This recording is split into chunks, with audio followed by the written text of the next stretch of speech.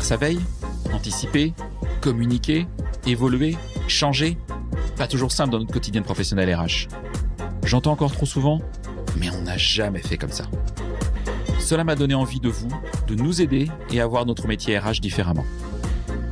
Bienvenue donc dans On n'a jamais fait comme ça, le podcast de ceux et celles qui font avancer la profession ressources humaines, de ceux et celles qui nous proposent, à nous RH, des solutions pratiques et concrètes. Je suis Florent Le Tourneur, fondateur de We Feel Good, agence marque employeur et communication RH. Merci d'avance de votre fidélité. Si ça n'est pas encore fait, abonnez-vous pour ne pas rater les prochains épisodes.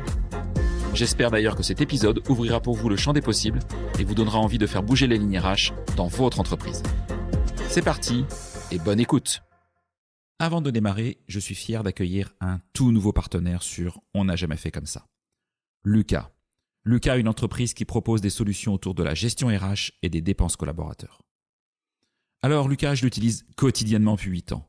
Et ce que j'apprécie surtout, c'est le soin qu'ils ont apporté au design et à l'ergonomie des interfaces pour les rendre très faciles d'utilisation et sans faire l'impasse sur la rigueur métier des logiciels RH.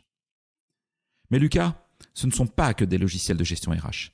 C'est aussi une entreprise atypique, indépendante d'esprit et qui n'hésite pas à expérimenter des pratiques managériales hors du commun. Et c'est sans doute ça qui m'a plu.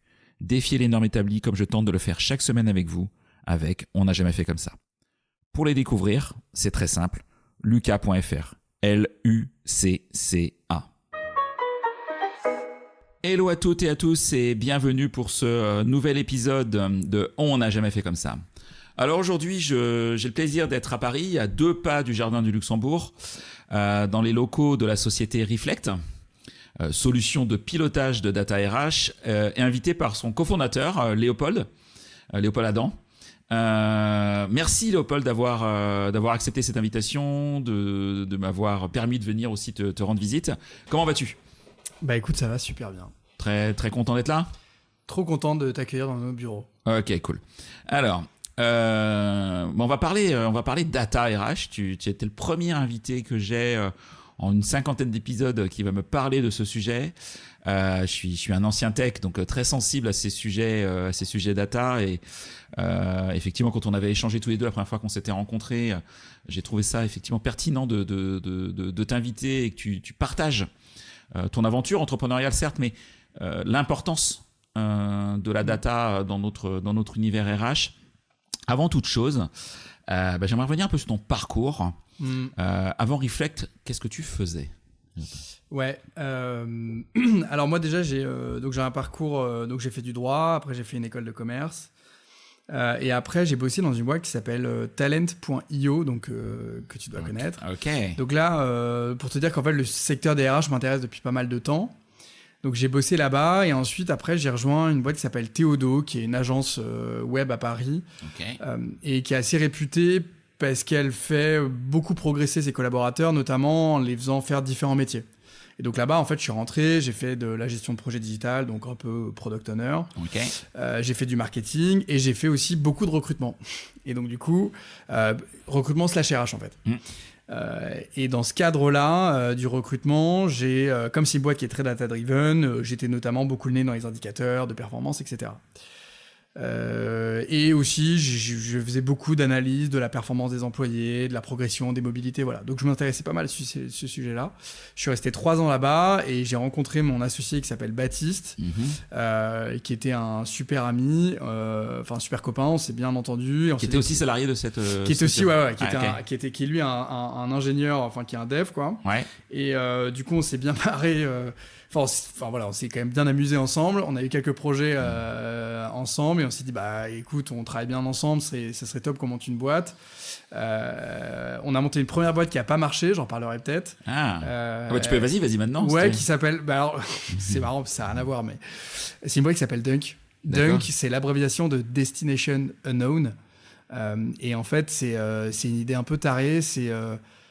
En fait, un jour, il vient me voir, mon associé, et il me dit, écoute, j'ai une idée de dingue là pour organiser des week-ends avec des potes. En fait, ça me saoulait tellement que l'organisation soit galère, personne n'était honneur des sujets. J'aurais dit, écoutez, j'organise tout. Par contre, il y a un critère, c'est que vous connaîtrez pas la destination finale. Ah, oh. C'est en gros un EVG ou EVJF inversé, quoi. Ouais. Et en fait, on s'est dit, et en fait, tous ses copains avaient adoré le concept. Il avait créé du teasing. Enfin, il y avait vraiment une expérience autour de ce week-end. Et donc, on s'est dit, mais ça serait génial de créer peut-être une boîte avec ça. Enfin, voilà. Et donc, du coup, on part de Théodo pour monter cette boîte-là. Avec l'ambition de se dire, on va créer une application mobile. Et en fait, les gens vont utiliser notre application mobile pour créer des dunks, en fait, autour d'eux. Le concept, il a pris. Et encore, il y a encore plein de gens autour de nous qui font des dunks. Voilà. Mais impossible de monétiser le truc, quoi. Ouais, impossible. C'est fun à faire, mais en fait, à rentabiliser, c'est plus compliqué. Donc en fait, concept super marrant. Le nom était cool. Ouais, c'était sympa. Voilà, mais par contre, impossible de monétiser. Donc au début, on se dit on va faire du B2C, puis au bout de 3-4 mois, on se dit ouais, c'est compliqué, tu as pas de traction sur l'application, donc on se dit on va faire du B2B, on va proposer notre concept à des boîtes pour leur séminaire. Ils trouvaient ça cool, mais ils se sont dit bah oui, mais je veux vous organiser tout, et on devenait comme une agence, et tu vois, et nous en fait l'enfer, quoi, d'être une agence. C'est pas le même business. C'est pas du tout le même business, et donc du coup on s'est dit non mais en fait on arrête. Et donc du coup c'était à peu près à l'été 2021, et voilà. Et là du coup moi le sujet des RH ça m'intéressait depuis très longtemps. J'avais quand même ce sujet que j'avais rencontré chez Théodo, de pilotage de data, etc.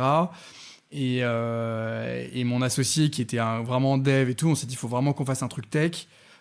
Et là on a passé vraiment des mois à interroger énormément de DRH, et là j'y étais vraiment genre la fleur au fusil. J'écrivais des messages sur LinkedIn aux gens, voilà, et parfois j'ai eu des gens, j'ai eu le DRH de Bouygues et tout, enfin des gens vraiment qui étaient sympas, qui m'ont répondu. Et tu les approchais sur quelle promesse, en fait? Je leur disais juste écoutez, je suis un jeune entrepreneur, je veux monter une boîte dans la RH, et j'étais vraiment en mode très ouvert. J'avais pas forcément de sujet. Moi il y avait la data qui était un petit truc, mais je voulais pas tu venais pas disant les biaiser. Non, je voulais pas les biaiser. Je dis voilà, et en fait on a fait des interviews pendant vraiment des semaines. Et à la fin, il y avait plein de sujets. Il n'y avait pas que la data, il y avait le recrutement, il y avait la mobilité, il y avait plein de choses. Et la data revenait quand même très souvent. Et donc, du coup, on s'est dit, il faut vraiment qu'on fasse un truc. Et en janvier 2022, on crée la boîte. Et on lève des fonds à l'été 2022, on construit l'équipe tech. Tu vois, fin 2022. Et 2023, on commence à monétiser. Et 2024, là, on est plutôt sur de la croissance, quoi. Ok, bon, on va revenir de toute façon effectivement sur Reflect. J'ai quelques petites questions, en fait. Quel conseil tu pourrais donner à quelqu'un qui aurait, qui est RH en poste, qui est salarié, qui a envie de créer sa boîte dans la fonction RH? T'as le sujet de peut-être d'aller rencontrer du monde, c'est ce que vous avez fait. Est-ce que tu aurais d'autres conseils à donner? En fait, nous, ce qui nous a un peu aidé quand même, c'est que t'es pas RH de formation, t'es pas dans l'univers. En fait, nous, c'est ce qui nous a un peu aidé, je pense. C'est qu'on arrivait avec un œil qui était un peu neuf. Et donc avec une solution où vraiment, quand on l'a créé, on était extrêmement humble dans la manière de juste aider nous sur vraiment le meilleur outil que vous voulez, et pas genre l'outil que moi j'aurais rêvé avoir à ce moment-là, etc. Bon.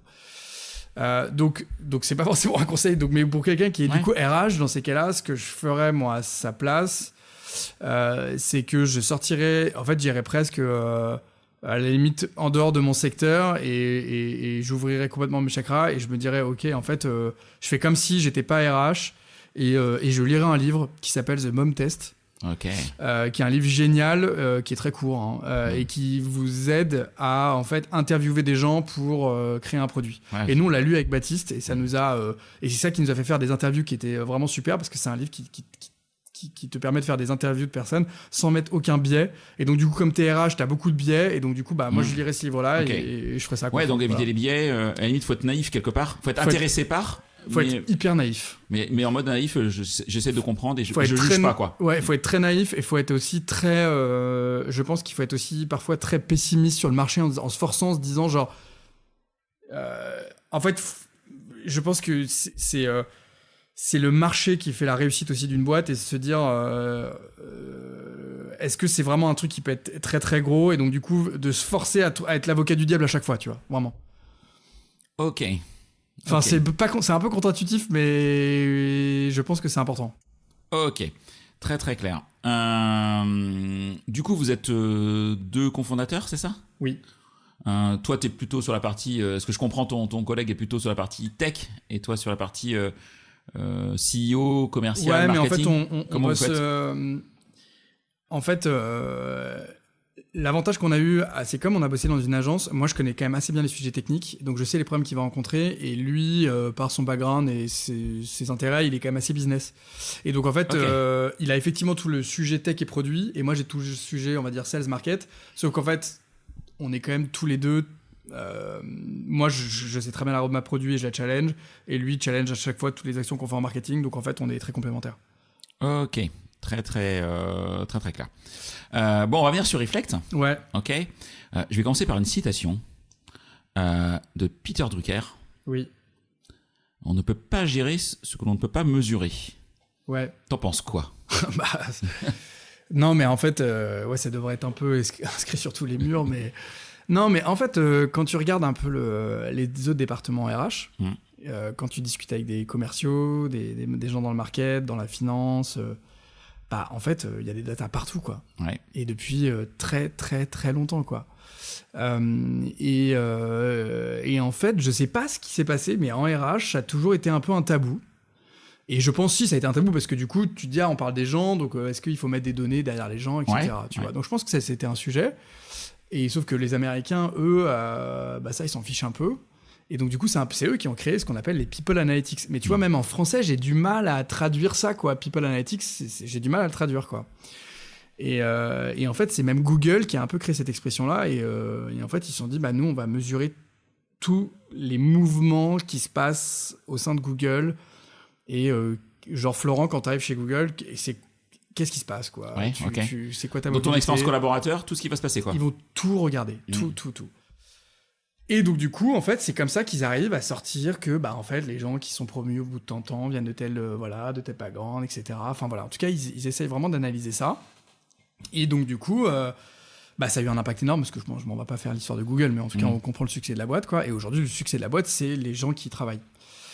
Et en fait, quand tu regardes autour de nous, le succès des boîtes, c'est la raison pour laquelle les boîtes fonctionnent, c'est les gens qui y sont, en fait. C'est ça le succès d'une boîte. C'est pour ça que je te disais au début, t'as le marché, t'as le truc, mais nous, il y a peut-être plein de gens qui ont eu des idées de Reflect.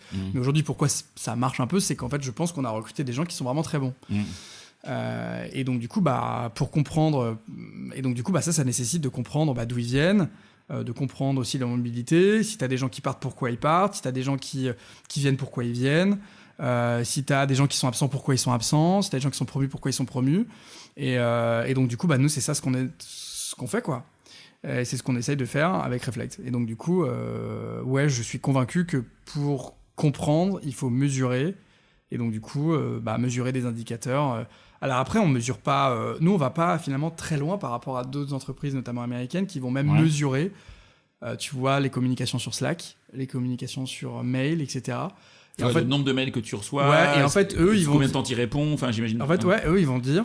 En gros, et d'ailleurs, quand on avait fait quand on avait vu des investisseurs américains, à l'époque, ils nous avaient dit, c'est hyper intéressant votre sujet, mais pourquoi vous n'allez pas aussi prendre les datas de Slack, les datas de Gmail, les datas de...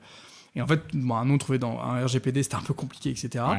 Mais n'empêche que eux, ils disaient, mais pour comprendre vraiment des gens qui ne se sentent pas bien au sein des boîtes, faut voir leurs relations sur Slack. Est-ce qu'ils utilisent beaucoup de mots négatif? Est-ce que c'est des gens qui discutent très c'est peu? Même de l'analyse des mots qui sont utilisés. C'est de l'analyse comportementale. Ok. Et en fait, alors il y en a pas beaucoup qui font ça. Et d'ailleurs, souvent, ils restent un peu sous les radars. Mais en fait, ils vont analyser les conversations, ils vont se rendre compte qu'une personne est un peu mise à l'écart.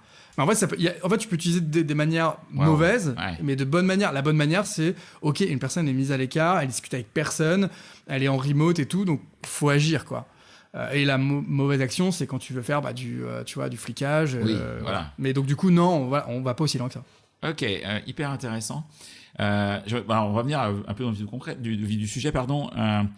Quand j'ai préparé cet épisode, parce que je prépare un peu comme ces épisodes, des fois ça on dirait pas, mais des data RH, potentiellement on en a plein dans une boîte. Oui. On en a dans son ATS, on en a dans son OSI RH, surtout sur réserve qu'on en a un. On a peut-être effectivement mis en place des OKR dans son organisation. Comment est-ce que vous fonctionnez? Comment est-ce que vous arrivez à agréger les données qui existent déjà, à aller chercher peut-être des données qui sont pas encore analysées? Concrètement, moi je suis RH, je suis en entreprise, je suis dans ma boîte, on est un petit millier dans ma boîte, donc c'est déjà pas mal. C'est déjà une belle boîte. C'est déjà une belle boîte. Comment vous implémentez? Est-ce que vous personnalisez les choses? Comment est-ce que vous... Déjà, il y a plusieurs, il y a plusieurs questions dans le concret, quoi. Il y a plusieurs questions dans ta question. Déjà, en fait, au début, nous, quand on a monté la boîte, on disait, en fait, on va lutter contre la fragmentation des données dans plein de logiciels. Ce qui est le cas. Sauf qu'en fait, aujourd'hui, quand on bosse avec des boîtes, parfois, elles ont qu'un logiciel. Et ça marche quand même très, très bien. Parfois qu'un logiciel de paye, ou qu'un SIRH, ou parfois on bosse avec des boîtes que sur leur ATS. D'accord. Et donc, en fait, là, t'es pas du tout dans une fragmentation des données. C'est juste qu'en fait, ils se disent... Ils me fournissent des reportings de base, qui sont vraiment du reporting d'ailleurs, mais moi j'ai envie de faire de l'analyse, et j'ai envie de collaborer autour de cette data et de la partager. Et donc du coup, c'est aussi pour cette raison qu'ils utilisent Reflect. Donc déjà, je veux dire quand même à des boîtes que t'es pas obligé... Genre, il y a des boîtes qui l'utilisent alors qu'elles ont qu'un outil. Donc on bosse pas qu'avec des boîtes qui ont de la data qui est ultra fragmentée. D'accord. Par contre, quand c'est... Et ensuite, pour répondre à ta question sur l'implémentation, en fait, nous, ce qu'on a voulu aussi, c'est pas... En fait, on connaît le boulot des RH, on sait qu'il y a un run énorme, on sait que, tu vois, c'est un boulot qui est ultra chronophage. Et donc, du coup, on voulait pas recréer un espèce, tu vois, de projet en interne, que ça prenne du temps. Donc, en fait, nous, comment on fonctionne, dès qu'on a des coups de téléphone avec des boîtes, des gens, on leur dit, la première question, c'est quoi les outils que vous utilisez ? Il y a des outils auxquels on s'intègre super bien, et des outils pour lesquels c'est plus compliqué. Voilà. Ceux avec lesquels vous intégrez bien, par exemple ? Par exemple, Lucas. En vrai, franchement, on est partenaires, on s'entend super bien avec eux, on s'intègre super bien, leur API est hyper bien documenté, donc ça marche très bien. Par exemple... il y a, tu vois, PeopleSphere avec lesquels on est partenaire. Par exemple, après, tu as des outils de paye avec lesquels c'est plus compliqué, mais ils ont sorti leur API, par exemple Silay, tu vois. Mais bon, ils la font monétiser, donc c'est toujours un peu plus compliqué. Mais on a toujours un moyen de se connecter. Parce que Silay, c'est un outil de paye qui est quand même bien répandu en plus. C'est énorme. Et donc, du coup, nous, il y a plein de boîtes qui utilisent Silay qui viennent nous voir. Et nous, dans ces cas-là, ce qu'on leur dit, sinon, il y a une autre façon qui est très pragmatique, c'est qu'on leur dit, OK, donc on regarde tous leurs outils. Et il y en a auxquels on peut se connecter, donc il y a des ATS et tout, on dit ok, ça c'est super. Pour ceux auxquels on peut pas se connecter, il y a deux façons, où on prend les DSN, donc ça c'est génial, parce qu'en France il y a un format standard, et du coup il y a plein de boîtes avec lesquelles on bosse qu'avec les DSN, parce qu'ils disent ok, mon outil de paye il est un peu vieillot, j'aurai jamais d'API, ou l'API va être très très cher, etc. Je leur dis écoutez, c'est pas grave, vous glissez, déposez vos DSN, on vous construit tous vos tableaux de bord. Ça c'est la première manière, et puis la deuxième manière, parfois nous on dit écoutez, on a un Excel, on vous le fournit, vous le remplissez, vous le mettez sur la plateforme et c'est mis à jour automatiquement. Voilà. Donc là, par exemple, tu vois, il y a des boîtes, on leur dit, écoutez, on fait un mix, c'est un peu un melting pot, donc il y a du Lucas, donc c'est super, il y a un peu de DSN, ok, bon, et il y a aussi un peu d'Excel, mais c'est notre force en fait. Ouais, et puis pareil sur les ATS, parce qu'il y a tellement d'ATS. Ouais, alors pour le coup, les ATS, là, il faut vraiment qu'il y ait des API, parce que la data est beaucoup plus, c'est la quotidienne, on va vraiment chercher la data tous les jours. Donc là, si tu commences à intégrer des Excel et tout, ça devient un peu galère. C'est un peu galère. Et voilà, mais en tout cas, nous, c'est notre force. Et c'est ce sur quoi on communique, c'est de dire, écoutez, qu'importe entre guillemets le format des données, on va réussir à l'intégrer, à agréger, à centraliser et à bien gérer les anomalies, les incohérences et tout. Quoi. Et du coup, pour simplifier la vie des RH, parce que c'est aussi ce que vous faites. C'est comme ça que je le comprends. Comment est-ce que vous faites, toi et ton équipe, pour les mises à jour des données ? Parce qu'il y a la vie des collabs. Il y a des collabs qui arrivent, qui partent. C'est tous les jours. Les données sont mises à jour tous les jours. En fait, en gros, pour te dire comment ça marche dans une boîte, elle arrive, elle vous dit ok, je suis intéressé. On leur dit ok, c'est quoi tes outils ? Tac, tac, tac. On s'intègre en général en une semaine. Moins d'une semaine, là par exemple, une grosse boîte, ils sont 700 salariés, ça nous a pris un jour, quoi. Donc on sait faire, quoi. Mais parce que les outils, on les connaît bien, etc. Et ensuite, après, on travaille quand même de notre côté, on gère les anomalies, on note un peu les incohérences et tout. Après, on fait un kick-off et on leur dit, ok, bon bah voilà, tous vos tableaux de bord qui sont déjà préenregistrés, précalculés, il y a toutes les définitions et tout. Donc pour eux, c'est un gros luxe parce qu'ils sont pas là à partir de la page blanche, ils arrivent, tout est déjà fait. Avec quand même un outil de requêtage où ils peuvent pas construire un tableau de bord sur mesure, mais quand même tout est déjà précalculé. Et c'est pour te répondre à la question sur simplifier la vie des RH, c'est qu'en fait, nous aussi, au début, on s'était dit, en fait, ils vont vouloir un outil un peu page blanche, construire leur propre indicateur. Et en fait, ils nous disaient, non, un genre un Power BI, quoi. Exactement. Elle nous disait, mais non, mais surtout pas, en fait. Nous, déjà, parfois, je ne sais pas ce qu'il faut suivre. Et deuxièmement, je ne sais pas comment le calculer. J'ai pas le temps, etc. Donc, on leur dit, mais en fait, on a fait le truc contraire. On s'est dit, OK, on a pris chaque cas d'usage, turnover, absentéisme, masse salariale, et on a construit les meilleurs indicateurs pour chacun. Et parfois, des indicateurs qu'ils ne connaissaient pas. Mais ils se sont dit, mais c'est intéressant de le suivre comme ça. Voilà, donc du coup on fait ça, et après il y a quelques calls de setup, de paramétrage, de branchement et tout, et ensuite ils sont complètement autonomes pour utiliser l'outil, on met à jour les données quotidiennement, et notre valeur ajoutée, c'est le support qu'on va avoir, et tu parlais de Pierre-Alain de Hublot, tu vois, par exemple, qui recrute énormément. En fait, tu vois, nous on est hyper disponible pour lui, parce qu'en fait on sait que tu vois, c'est quelqu'un qui est hyper data, qui recrute beaucoup, et donc du coup, si on arrive à répondre à ses besoins, on sait qu'on va répondre à 98% des besoins des recruteurs en France, quoi. Parce qu'en gros, si tu réponds aux besoins de quelqu'un qui est hyper exigeant, hyper data, bah, tu vas répondre aux besoins des autres. Et donc, du coup, on a un Slack qui s'appelle Reflect Community, où chaque boîte a un canal privé dans lequel ils peuvent nous répondre, nous écrire ou mettre des captures d'écran et tout, et on répond en moins de 30 minutes. Ok, ah ouais, donc service client top. Et j'ai envie de revenir un peu sur le type d'indicateur qu'on te demande. Parce que là, tu as parlé, tu vois, t'as parlé de Pierre-Alain, donc là, c'est plutôt des indicateurs effectivement très recrutement. Tu as parlé tout à l'heure de turnover, etc. C'est quoi les demandes de tes clients principalement? Bah, en fait, parfois c'est contre-intuitif, mais enfin, c'est marrant, mais parfois ils nous disent juste, je sais pas combien on est. Ah oh. Donc en fait, juste, genre, le tableau de bord le plus utilisé, c'est le tableau de bord qui s'appelle entre les CDI, les CDD, les alternants, les cadres, ETP, les non-cadres, genre cas d'usage classique, j'ai un board, il me demande à chaque fois le nombre de TP qu'on est, j'en ai aucune idée. Wow. Et donc du coup, bah nous, ça paraît basique, mais nous du coup on le fait très très bien par département, par catégorie socio-pro, enfin ce que tu veux. Ouais. Donc t'as du suivi classique comme ça, des ETP, t'as du turnover. Tu vas avoir de l'absentéisme, et en fait, nous, à chaque fois, on se dit, mais en fait, c'est qu'est-ce qu'il faut suivre dans l'absentéisme, tu vois. Et, du coup, on va se poser, et on va se dire, ok, dans l'absentéisme, ce qui est important de suivre, c'est les fréquences, enfin, la durée des absences. Okay.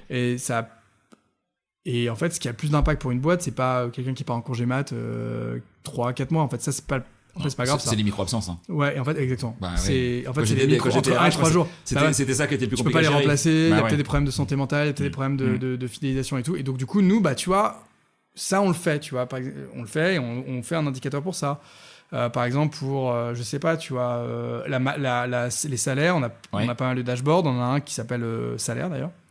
Et là, du coup, on va calculer le salaire annuel moyen, le salaire annuel médian, le taux d'augmentation moyen, les différences de taux d'augmentation entre les hommes et les femmes. Tu vois, on va être. Vous pouvez aider à lutter aussi contre le. Bah ouais, on a un vrai dashboard qui s'appelle diversité d'ailleurs. Du coup, là, on met le nombre de pourcentage de managers parmi les femmes, parmi les hommes. Donc en fait, nous, on est hyper proactif là-dessus. Et on réfléchit avec sa foi à se dire quel est le. Et en fait, on veut pas communiquer sur.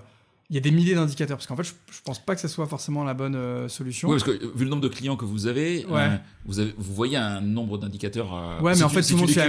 Ouais, mais en fait, Mm. les gens suivent globalement la même chose. Ouais, okay. Alors après, parfois, tu vas avoir des hôtels, ils vont plus regarder l'absentéisme. Oui. Tu vas avoir les startups, ils vont peut-être regarder le turnover. Tu vas avoir des ESN, ils vont être plus à être sur la masse salariale, coller avec le budget, etc. Mais globalement, c'est ça l'intérêt aussi, et c'est pour ça qu'on a créé un outil assez généraliste, c'est qu'en fait, globalement, les boîtes suivent les mêmes indicateurs, quoi. Et il y a aussi les indicateurs de conformité, type BDESE, index égalité homme-femme, là, tu as la CSRD qui est sortie pour les boîtes de plus de 250. Et en fait, bah, tout ça, nous aussi, on est proactifs, on va créer des modèles, quoi, des templates qui vont être pré-remplis pour que les RH passent pas une semaine à remplir une BDESE, quoi. Alors, tu parles des RH. Qui a accès en fait à ces données chez ton client? Est-ce que c'est les RH uniquement? Est-ce qu'il y a, il y a des accès managers? Ouais, justement. Est-ce que le CSE pour avoir un accès? Enfin, tu vois, on pourrait imaginer plein de versions. Enfin, je sais pas, peut-être que vous faites. Non, mais si, mais en fait, en gros, les RH ils prennent des décisions, mais ceux qui prennent aussi beaucoup de décisions, c'est les managers. En fait, les RH, quand tu regardes, c'est souvent, ils sont énormément sollicités par énormément de gens. Enfin, c'est un peu les garde-fous, ils ont accès à énormément d'informations. Et en fait, ils doivent diffuser cette information. Et quand on parle des données RH, c'est très difficile parce qu'il y a des données qui sont extrêmement sensibles. Donc, du coup, ils vont pas faire un dashboard pour chaque manager, etc. Le CODIR en a besoin, le COMEX en a besoin, les investisseurs, ils en ont besoin, le CSE, il en a besoin. Maintenant, le gouvernement, ils en ont besoin. Enfin, voilà. Et donc, en fait, tu es un centre où, en fait, tu es constamment sollicité. Et donc, nous, du coup, ce qu'on s'est dit, c'est qu'il fallait absolument que l'outil soit ultra collaboratif. Et donc, du coup, tu peux partager des accès très délimités. Donc, les managers, la finance, les directeurs d'entité, directeurs d'usine, directeurs d'hôtel, le CSE. Donc c'est un outil qui est extrêmement collaboratif, quoi. Donc ça c'est top. Et alors justement, moi la question sous-jacente, t'en as un petit peu parlé tout à l'heure, t'as parlé de RGPD demi-mot, mais j'imagine que c'est forcément un sujet majeur pour vous. C'est quoi les mesures de sécurité, de confidentialité que vous mettez en place? En fait, parce que quand tu arrives dans les boîtes, vous devez voir un petit peu tout là-dessus. En fait, c'est même notre force. En fait, le fait que ça soit extrêmement sensible, c'est qu'il y a même des boîtes qui nous disent, écoutez, moi je viens vous voir parce qu'en fait, j'ai déjà tout fait en interne. Mais par contre, les données RH, moi je veux pas que mon équipe technique y ait accès parce qu'il y a des données sensibles sur les absences, les salaires, les départs, donc je vois que ma DSI... exactement. Donc en fait, ils se disent, moi j'ai pas envie que toute l'équipe data, parce que forcément ça va passer, bon je fais le truc, mais ça va passer par une data warehouse et trucs, et accès franchement à toutes ces datas-là. Donc en fait, nous, ce qu'on a fait déjà, c'est dès le premier jour, on a fait un contrat complètement conforme à RGPD, etc. On a pris un avocat spécialisé là-dedans. Et ensuite, là, maintenant, on est certifié depuis fin 2023 ISO 27001, qui est la certification de sécurité la plus fiable d'Europe, quoi. Okay. On a été audité pendant 1 an. Ça a été vraiment une grosse... ça a été hyper compliqué, hyper dur. Et aujourd'hui, tu vois, même, on a une page publique qui s'appelle trust.getreflect.io. Je vous invite à la voir. Et en fait, on a... Je la mettrai dans le lien. On a un monitoring. On a des petits agents sur nos ordis, des espèces de petits algorithmes, qui va regarder dans tous les ordis des salariés de Reflect pour voir s'il n'y a pas des brèches. Sérieux Si ça respecte bien la sécurité. Donc, en fait, on est ultra vigilant là-dessus. On bosse avec des banques, on bosse avec des grosses boîtes dans le retail et tout. Donc, ouais, on fait hyper gaffe avec ça. Ok. Et ce qui permet d'assurer la qualité, la fiabilité des données dans le temps. Ouais. Et du coup, ça permet ça te permet déjà de sécuriser les attaques aussi. Ouais, en fait, ça te permet plein de choses. Ça te permet donc déjà, en fait, l'infrastructure data, elle est extrêmement complexe. Donc, franchement, on a eu des tests d'intrusion et tout, ils ont rien vu, quoi. Non, mais j'imagine bien, parce que je donc, vois en fait, des gens mal intentionnés qui se disent, attends, j'ai envie de savoir ce qui se passe chez mon concurrent. Tu montes page blanche, donc tes clients, c'est rassureux pour eux, parce qu'ils savent que du coup, c'est un partenaire de confiance. Et en plus, de toute façon, nous aussi, ça nous permet de fiabiliser au plus les datas, parce que, tu vois, d'avoir un système de modèle de data qui est extrêmement safe, tu vois, donc non, c'est un gain pour tout le monde, quoi. Ok. Est-ce que tu peux donner des exemples concrets, si tu as le droit de citer des clients, après c'est toi qui décides, ouais. de mise en place et justement d'amélioration des résultats de l'entreprise, après résultats commerciaux, mais du DRH ou de la DRH.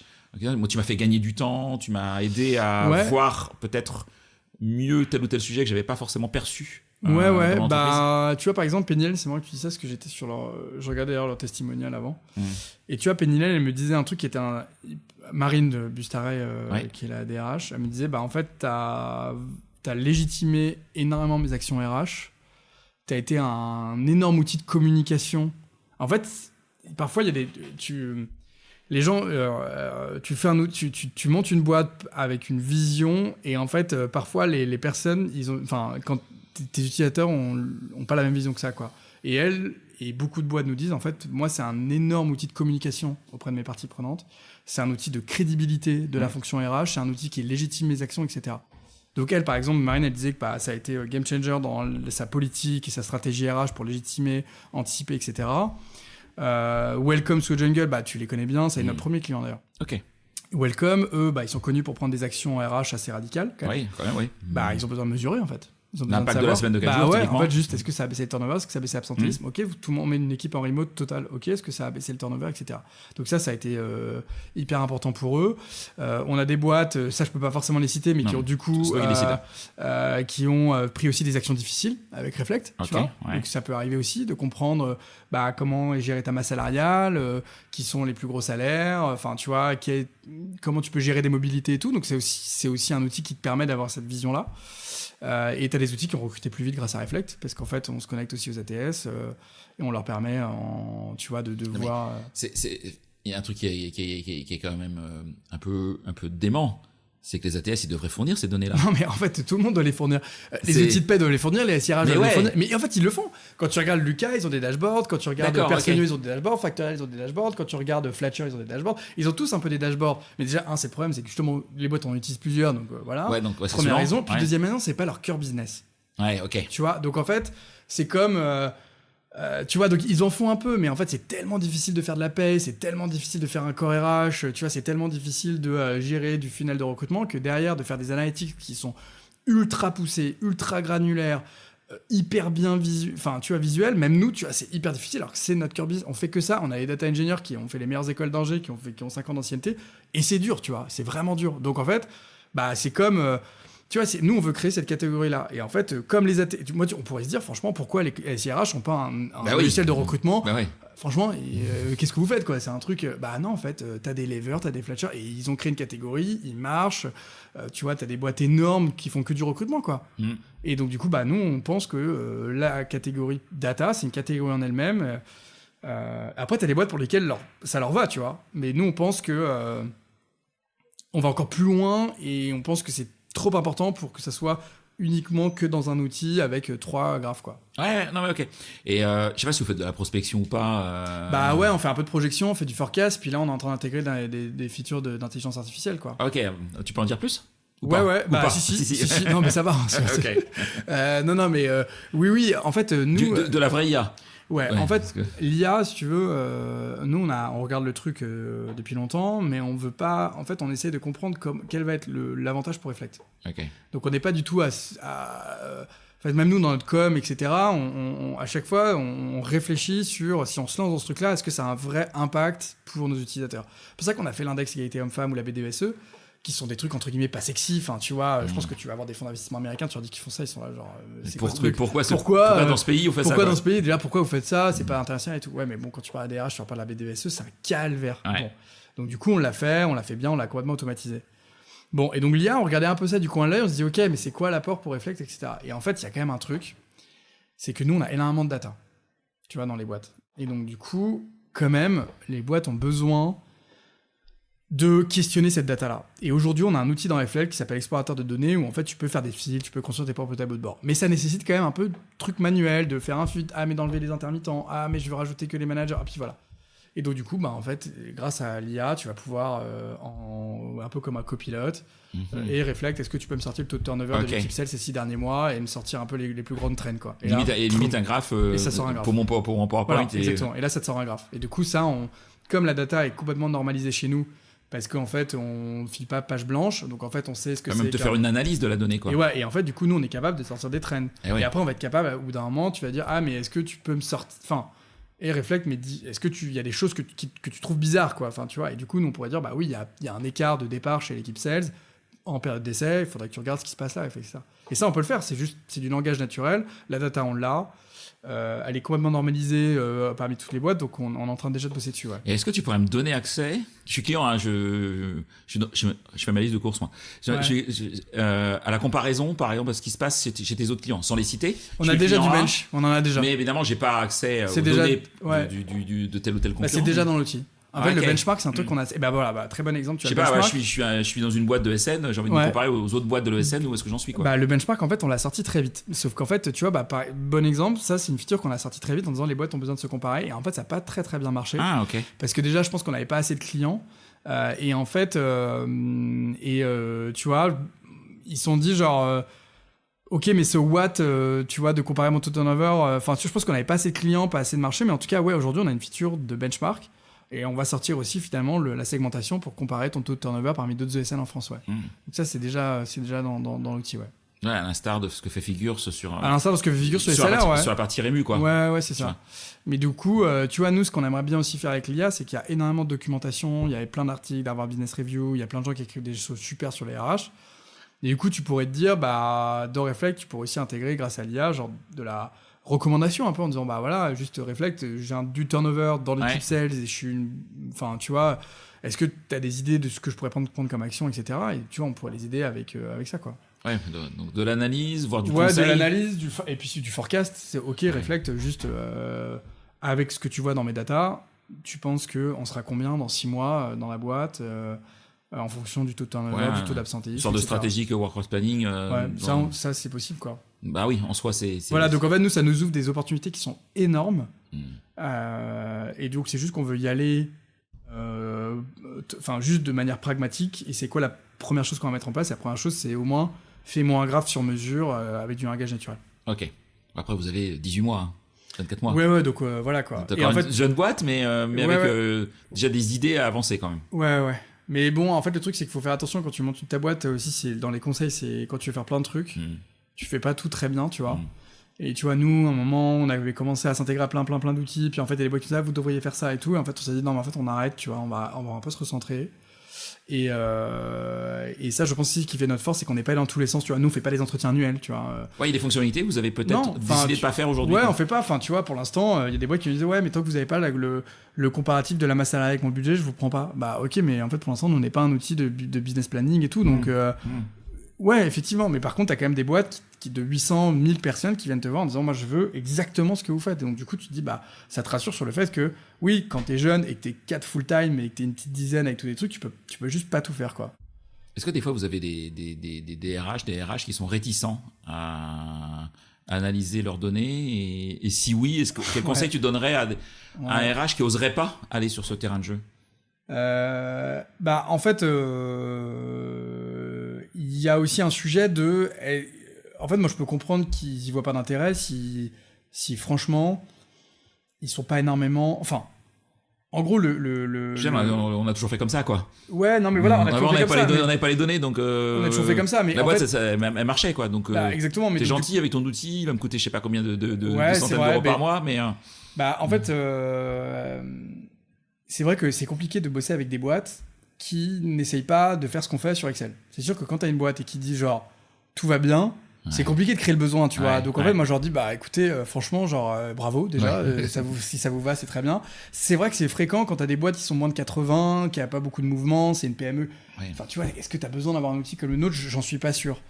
Ensuite, des gens mais par contre, des gens de plus de 100 personnes qui te disent que c'est pas un pain, c'est quand même assez rare. D'accord. C'est quand même très rare. Ouais.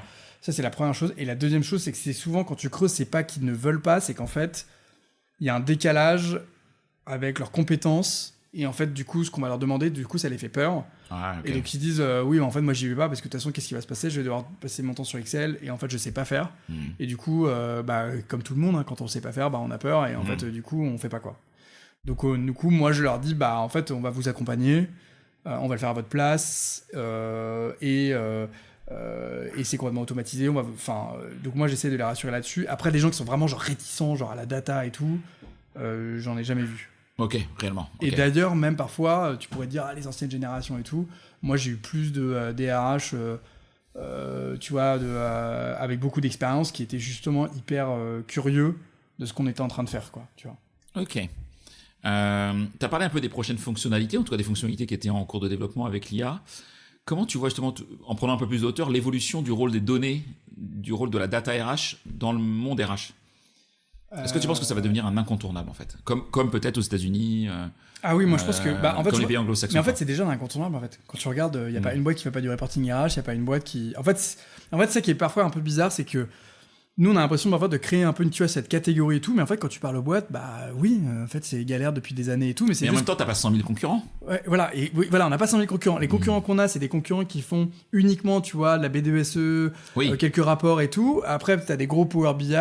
Après, t'as quelques outils SIRH qui font de l'analytics, mais on n'a pas une boîte comme nous, sauf aux US. D'accord. Qui se market comme, ok, genre nous on est les pros de la data RH, on fait que ça, et on fait les meilleurs tableaux de bord, les meilleurs indicateurs, et en plus de la compliance. Parce qu'en fait, on fait vraiment les deux, quoi. Donc, non, on n'en a pas beaucoup. Mais donc, du coup, oui, donc en fait, pour répondre à ta question, en fait, c'est déjà là depuis des années. C'est juste que, du coup, nous, on arrive avec une solution qui est, j'espère, en tout cas, révolutionnaire par rapport à ce qui se faisait avant. Et ensuite, pour te dire le futur, moi, je pense que oui, ça va être énormément là. Parce que, en fait, quand tu remarques, si tu veux être une boîte performante aujourd'hui, et performante, ça veut dire plein de choses. Ça veut dire atteindre la rentabilité, ça veut dire une boîte dans laquelle les gens se sentent bien. Ça veut dire une boîte qui respecte les égalités salariales, ça veut dire, tu vois, une boîte... En fait, si tu veux être une boîte performante, c'est les people, ça représente entre, je sais pas, 50 voire 70% de tes coûts. Et donc, du coup, t'as besoin de les gérer et t'as besoin de comprendre ce qui se passe pour anticiper, réagir. Et moi, je pense que le futur, ça va pas être les RH qui vont avoir ces données-là, ça va être les managers et même les salariés eux-mêmes qui vont pouvoir accéder à ces données pour comprendre ce qui se passe au sein des boîtes et même accéder à des données externes, un peu comme un Welcome le fait, en disant genre, ok, j'ai envie de postuler chez Penny Lane, en fait, il se passe quoi chez Penny Lane, quoi? C'est quoi le taux de turnover? Est-ce qu'ils respectent les égalités salariales? Et c'est pour ça que, tu vois, Welcome communique énormément sur leur index égalité homme-femme et leur score de dingue, parce qu'ils considèrent que c'est un énorme enjeu de marque employeur. Il y a quelques indicateurs qui sont obligatoires sur son site web à partir de certains seuils, mais en fait, rien n'empêcherait des entreprises d'être encore plus proactive. Et dire en fait, juste venez chez nous, notre taux de turnover est super bas, notre taux d'absentéisme est super bas. Le nombre de femmes managers. Voilà, la masse salariale, enfin, tu vois, genre le salaire moyen il est de temps, tu vois, il y a tant de mobilité, enfin, juste en fait. Avec un petit tampon reflect, tamponné. Ouais, voilà, tu vois, donc nous à un moment on s'est dit genre. Enfin, tu vois, ce serait pas déconnant que les boîtes aient une page publique reflect en disant genre voici ce qui se passe chez nous, quoi. Et tu connais Mixity ou pas? Ouais, j'ai vu d'ailleurs. Parce qu'effectivement, c'est Sandrine. J'ai vu sur Sandrine, la fondatrice de Mixity. Alors, c'est vraiment très diversité et inclusion. Ouais, je sais. Et il y a des pages, tu peux aller sur le site de Mixity, regarder les entreprises clientes, et tu as des indicateurs de diversité et d'inclusion. Ouais, exactement. Du coup, en fait, nous, on pourrait avoir, tu vois, Ouais, effectivement, tu vois. La page refresh de Penny Lane. Page publique, etc. Tu vois. Mais là, d'abord, c'est plutôt de diffuser en interne et d'éduquer les managers, de faire un peu de. Tu vois, d'aider nos équipes RH à leur communiquer ces informations-là de manière délimitée, de leur dire que c'est important qu'ils suivent leur turnover, etc. Donc voilà quoi. Ok, passionnant ce type de sujet. Du coup, tu vois, je t'ai posé un petit peu la question au départ, c'était quoi ton parcours, et tu nous as expliqué effectivement vos réflexions avec ton associé pour pouvoir créer Reflect. Aujourd'hui, avec du recul, tu vois, ça fait 2 ans, on va dire 2 ans que tu as créé Reflect, que tu es dedans à 25 heures sur 24, j'imagine. Ouais. Voilà, quand on est fondateur, on y passe un peu de temps. Quelles leçons tu as apprises, toi, sur la fonction RH, que tu connaissais pas plus que ça, en fait, par tes études? Ce que j'ai appris... c'est une bonne question. Qu'est-ce que j'ai appris en 2 ans sur les RH ou sur monter une boîte ou, C'est plus sur la RH. Sur les RH. Sur la fonction RH. Parce que tu écoutes, ce sont tes clients tous les jours. Tu passes du temps avec eux. En fait, ce que j'ai compris, c'est que c'est une fonction... Est-ce que ça te donnerait envie d'être DRH demain? Ouais, en fait, ce que j'ai compris, c'est que c'est une fonction qui a une dette un peu, entre guillemets, parfois d'image. Et que je trouve que c'est parfois... qui se fait bâcher vite sur LinkedIn, par exemple. Et en fait, du coup, ça, je trouve ça assez dur quand tu compares dans d'autres pays où la fonction RH, c'est pas du tout la même chose, quoi, tu vois. Notamment, par exemple, aux US, où ils sont, genre, les RH, c'est genre, d'ailleurs, même le mot, c'est people et tout, enfin, tu vois, ils sont... Donc moi, ce que je vois, c'est qu'effectivement, parfois, les fonctions RH se battent un peu avec une image qui est en fait complètement fausse. Et aussi, ce que j'ai appris, c'est que c'est une fonction qui gère énormément... Je m'attendais pas à ce que ce soit une fonction qui gère autant de sujets de l'ombre, quoi, tu vois. La conformité, genre le Covid, c'est retombé sur eux. Les trucs de conformité, ça retombe sur eux. Tu vois... le remote... le légal, ça tombe sur eux. Enfin, tu vois. Et donc, voilà. Et ce que j'ai appris aussi... c'est que c'est une fonction qui est beaucoup plus digitalisée que les gens le pensent aussi, quand même. Ok. Qui est beaucoup plus... parce que parfois, tu pourrais dire, les RH, ils sont un peu à l'ancienne dans les outils. Moi, j'ai été quand même surpris en fait, pas du tout, parce que déjà, c'est là où tu vois qu'il y a beaucoup plus de startups, beaucoup de startups, parce que justement, en fait, les RH sont hyper friands de prendre plein d'outils, de tester plein de choses, tu vois. Donc je dirais une dette d'image et un secteur qui est beaucoup plus digitalisé et aussi du coup beaucoup plus data que je ne le pensais, parce que finalement tu pensais il y a 2 ans en fait quand il y a 2 ans tu dis en fait on va tout créer et tout, ils disent non mais en fait oui non mais la data RH on vous a pas attendu non mais c'est vrai tu vois on vous a pas attendu pour en faire quoi, mais voilà. Et en fait troisièmement aussi, ce que je remarque, c'est que quand même avec ce que j'apprends quand même depuis 2 ans, c'est pour ça qu'on s'est mis sur la conformité et tout, c'est que l'Union européenne, le gouvernement et tout, va quand même imposer aux entreprises beaucoup plus quand même de standards sur les... Et on le voit sur le carbone, et en fait on le voit avec, tu vois, le RH, avec les travailleurs handicapés, les égalités salariales et tout. Tu vois, moi je le vois sur des clients, donc moi sur mon agence Marc Employeur, sur des clients qui répondent à des appels d'offres en tant que fournisseurs. Ils ont dans leurs appels d'offres des sujets RSE, des sujets carbone, etc. Et maintenant ils voient apparaître des sujets RH, même de marque employeur, de taux de fidélisation, de turnover, parce que tu te dis, attends, moi est-ce que je vais faire appel à cette boîte? Exactement. Le turnover il est juste de dingue. Donc moi je prends un risque en travaillant avec c'est marrant. Et donc ça je le vois effectivement dans des appels d'offres. Tu vois, t'as raison, parce qu'on bosse avec des agences de com, et elle nous a dit, un de mes cas d'usage, c'est je suis harcelé par mes commerciaux pour à chaque fois ils me demandent des trucs sur les appels d'offres, tu vois. Et en fait, du coup, nous, ça c'est vrai que c'est un truc qui est en train d'être très fort, et on le voit avec la CSRD, bref, la directive de l'Union européenne.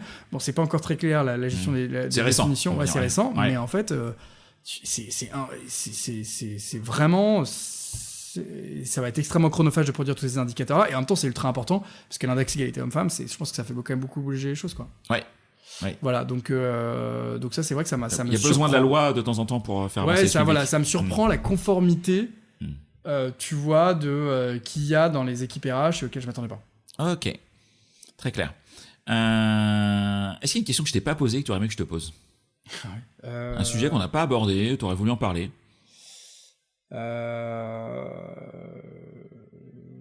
Ouais, en fait, peut-être quel est le retour sur investissement que... vas-y. Voilà.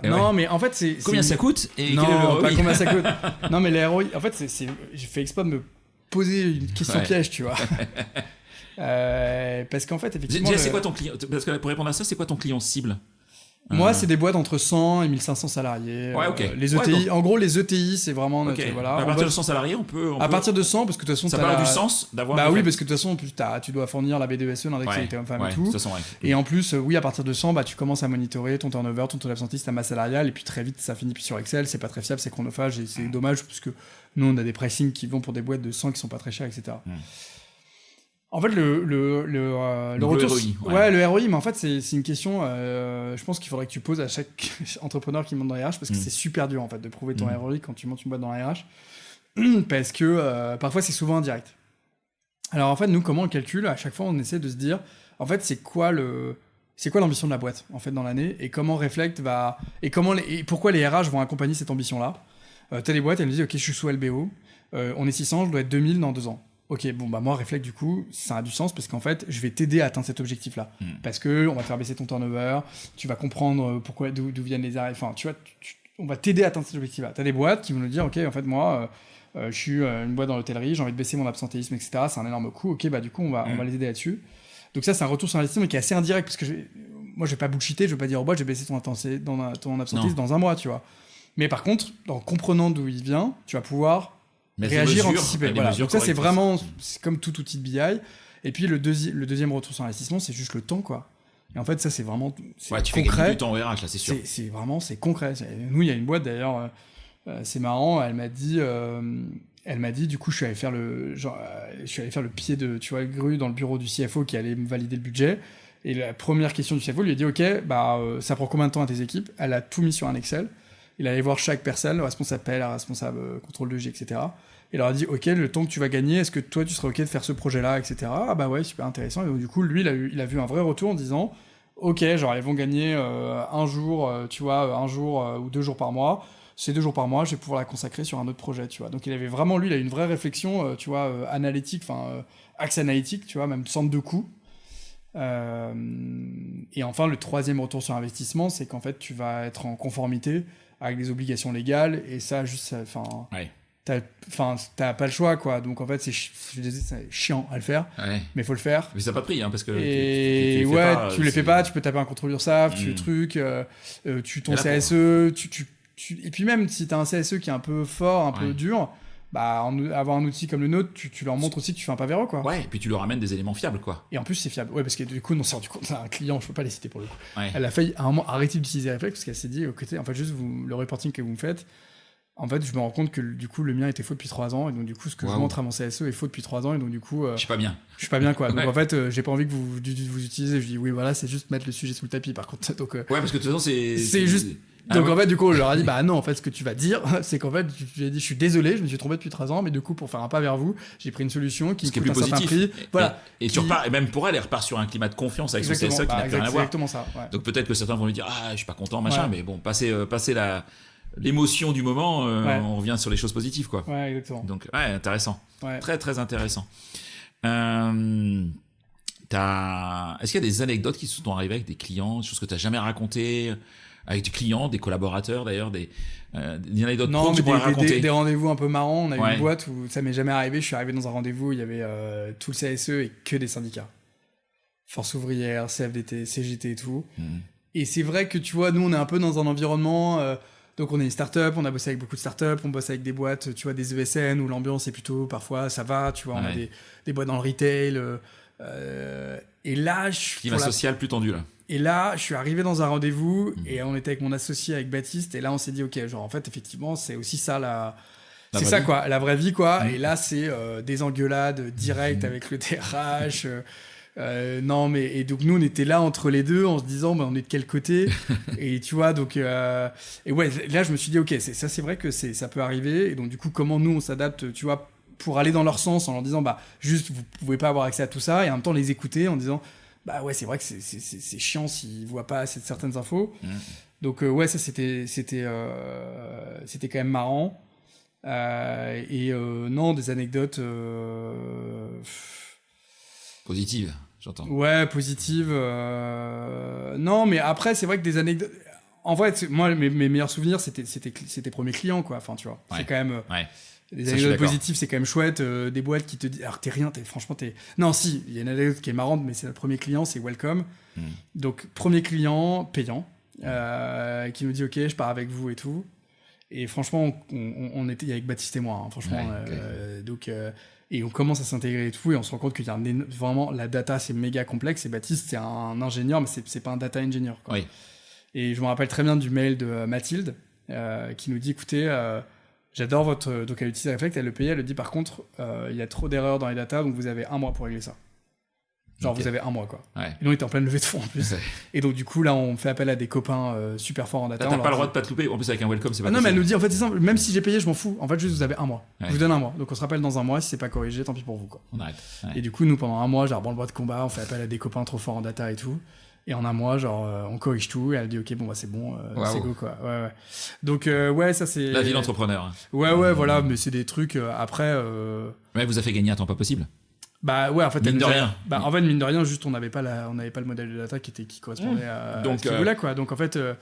Donc 1 mois de stress, j'imagine, de travail, mais. Ouais, 1 mois de gros stress, mais en fait, elle a été simple. Enfin, c'était simple. Mais vous avez peut-être fait gagner des mois de travail derrière. Ouais, en fait. Elle nous a fait gagner des mois de travail. Non, et puis en fait, ce qui est cool quand on entreprend, c'est de recruter, c'est ça qui est sympa, quoi. C'est les RH en fait. En gros. Non, mais tu vois, c'est de faire. Voilà. Tu vas bientôt bosser ton DRH. Bah voilà, peut-être. Non, mais tu vois, c'est de faire progresser. Tu vois, juste avant toi, là, il y avait la team sales avec notre premier recrue en marketing. Et tu vois, on essaie de comprendre d'où venaient nos clients, pourquoi les gens signent avec nous. Et ça, c'est des trucs qui sont super, qui sont cool, quoi. Ok. Pour terminer ce podcast, est-ce qu'il y a des personnes que tu me recommanderais d'interviewer qui sont soit comme toi, des cofondateurs d'entreprises RH, sur d'autres peut-être univers RH, ou des RH en exercice que tu trouves intéressants, inspirants, qui pourraient avoir des choses à raconter? Ouais, alors du coup dans les entrepreneurs, t'as pas mal d'entrepreneurs dans les RH. T'as Loïc Jourdain, je sais pas si tu l'as interrogé, Loïc Jourdain de Simbel, c'est cool dans la formation, c'est sympa, en plus c'est Ok, non je l'ai pas interrogé. Il fait un truc sympa, en plus il était chez Agoranov et tout, donc c'est cool. Après, moi c'est sûr que je sais pas si t'as encore interrogé la DRH de Welcome, mais... Non, je l'ai pas interrogé. Noël, alors si t'arrives à même interroger Jérémy, du coup le fondateur, mais... Compliqué à... Mais en tout cas, Welcome, que ce soit Mathilde, la directrice des opérations RH, ou Noëlla, c'est quand même un... Enfin, au-delà que ce soit notre premier client, c'est quand même une boîte en RH qui fait des trucs de dingue, quoi. Donc, on avait fait un webinaire avec eux et tout, donc je pense que ça vaut le coup que tu les interviews pour comprendre comment une boîte avec une telle croissance bosse 4 jours par semaine, quoi. C'est clair. Voilà. Chez toi, c'est 4 jours ou 5 jours Moi, c'est 7 jours sur 7. C'est 7 jours sur 7, ok. Non, mais nous, c'est 5 jours. C'est 5 jours, 5 jours classiques. 5 jours. C'est une bonne question, la semaine de 4 jours. Est-ce que c'est la semaine en 4 jours, c'est la semaine de 4 jours? Ce qui n'est pas la même chose. Ce qui n'est pas la même chose. Je sais pas, c'est pas mon sujet pour l'instant, j'avoue. Ouais, mais après, chaque étape. Ouais. Ouais, bien sûr. T'écoutes des podcasts? J'écoute C'est dans l'air. Je sais pas si c'est un podcast, mais... tu peux l'écouter en podcast. Voilà, j'écoute en podcast. Je t'écoute toi, bien sûr. Ouais. C'est les 2 gros que j'écoute. C'est effectivement, tu vois, de la veille RH. Et C'est dans l'air parce que j'aime bien l'actualité. Ok. C'est des sources quand t'as un peu de temps, quand tu vas courir ou... Non, quand je cours, j'écoute de la musique parce que sinon, c'est plus musique. Ouais, non, C'est dans l'air, c'était pas mal dans le métro. Ok. Ou quand je fais la vaisselle. Ah, ok. Ou je cuisine. Ah, c'est marrant. Tu vois, j'écoute un podcast quand je vais courir, parce que je cours 45 minutes. Mais pas 44, pas 46. Ok, d'accord. Voilà, c'est un peu carré, le mec. Un peu psychorigide sur le sujet. Et j'écoute T45 de Sébastien Coenon. Parce que T45, d'accord, ok. C'est 45 minutes. D'accord, quoi qu'il arrive. Et donc, je m'arrête de courir quand c'est le mot de la fin. D'accord, ok. Bon, voilà, chacun son truc. Hein. Ok. Mais avant, je courais avec de la musique. Non, j'ai du mal. Je préfère écouter un podcast. Ah ouais, okay, chacun sa petite histoire. Si besoin, si on veut te contacter. Oui, du coup, mon mail, c'est Léopold, @getreflect.io, c'est notre site web. Ouais. Tu réponds. Ouais, je réponds vite quand même. Ouais. Et sur LinkedIn, Léopold Adam, j'ai bientôt 10 000 abonnés, donc s'il vous plaît, j'aimerais bien passer cette barre des 10 000 là. Ouais, aidez Léopold. Voilà, merci. Abonnez-vous tous. Abonnez-vous. J'ai une newsletter aussi, les RH du futur. Ah, chouette. Elle est cool. Ouais, franchement, j'ai essayé d'écrire. Avant, j'écrivais une fois par semaine. Là, j'essaie d'écrire une fois par mois. C'est sur Substack ou tu Sur Substack, ouais. Alors ça, c'est vrai que c'est d'ailleurs une décision, je pense, pas bonne en termes de marketing pour Reflect, parce qu'il y a aucun moment, genre, c'est pas sur notre site et tout. Enfin, aussi, elle est un peu sur le site, mais bon, du coup, genre, bref, elle est pas trop reliée à notre site et tout. Mais je parle de sujets qui m'intéressent, de sujets globalement sur les RH et tout. Donc pas forcément de data RH. Non, il y a toujours un peu un angle un peu analytique, mais tu vois, par exemple, le remote, je donne un peu mon avis sur est-ce que, tu vois, est-ce que quand t'es une jeune startup, c'est bien d'être en remote. C'est parfois vraiment des sujets très perso, mais toujours RH, assez détaillés quand même. J'essaye de... c'est pas du marketing sur Reflect, donc je suis pas en train de vendre mon truc, mais en tout cas elle est assez appréciée. J'ai toujours des bons retours, j'ai un très bon taux d'ouverture, j'ai des très bons retours, donc du coup et c'est moi qui l'écris, c'est pas ChatGPT, voilà, c'est vraiment moi qui l'écris. Ouais. Et sinon mon numéro c'est donc s'il y en a qui veulent m'appeler 06 30 25 85 91, voilà, donc mail, LinkedIn et numéro. Il y a tout là. Ah mais il faut tout. C'est les entrepreneurs. T'es hyper joignable. Vous pouvez m'appeler quand vous voulez. Ok, un grand merci Léopold pour ton temps, pour ton intérêt pour la fonction RH, parce que c'est toujours, moi j'adore quand un non RH s'intéresse à notre fonction et la fait grandir aussi. Parce que c'est une fonction, tu l'as bien expliqué, avec beaucoup d'enjeux, pas simple. Ouais. On a une image des fois du RH, on sait pas trop ce qu'il fait à part recruter et virer des gens. Ouais. Donc vraiment c'était super chouette et puis je vous dis à tous et à toutes à bientôt pour un nouvel épisode. Merci Florent, c'était cool. À bientôt, salut. Ciao. C'est terminé pour ce bel épisode. Merci de l'avoir suivi en entier. Pour ne pas rater le prochain, d'ailleurs je prépare plein de chouettes entretiens pour ces prochaines semaines, abonnez-vous à On n'a jamais fait comme ça. C'est le bouton Suivre sur Apple Podcast ou s'abonner simplement sur Spotify. N'hésitez pas également à mettre 5 étoiles si vous avez apprécié ce podcast et à me contacter via LinkedIn pour tout commentaire ou toute suggestion d'invité. À bientôt!